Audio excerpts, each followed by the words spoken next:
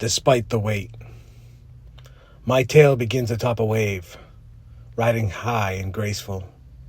For some time I was great, for some time I was grand. I knew the next moment like the back of my hand.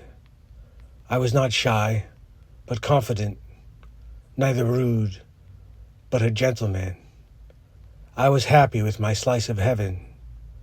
There was comfort and joy in every day. Then the earth cracked beneath my feet. I could not imagine how far I would fall. My fortune turned. Little by little it withered away. I became a shell, empty, forlorn, like a fly caught inside a summer hot car with no hope for escape and no one to care. I flew back and forth, back and forth, back and forth. I roamed the aimless roam, like they who are of dementia. I walked in circles for days and weeks. Memory of myself slipped through my grasp.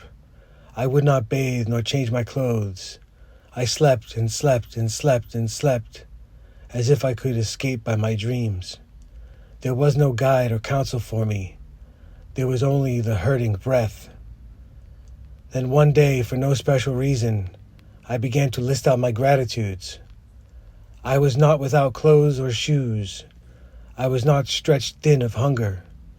I was without a broken back. I was without a fractured skull.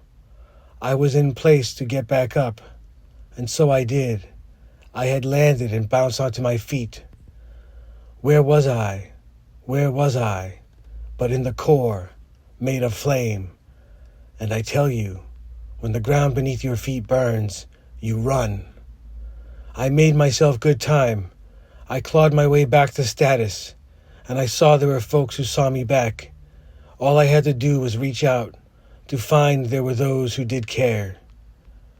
We are, or we are not, so often tested by varying degree, and sometimes by the test we are bested, and though we fall, unless we are blinked out, there is always a path to find the courage to return, thinking less about the things that would make us yearn, and more about what warms us inside. What I found is that strength is quiet, shows not in the storm, but in stillness thereafter, seen only in the rise after the fall, the reach after the grasp is lost, and in the breath we take despite the weight of the world. I take the bad now in good faith, knowing it is the blood in the body I restore, bone by bone, flesh in flesh. This life is not to live less, therein our greatness and magnificence.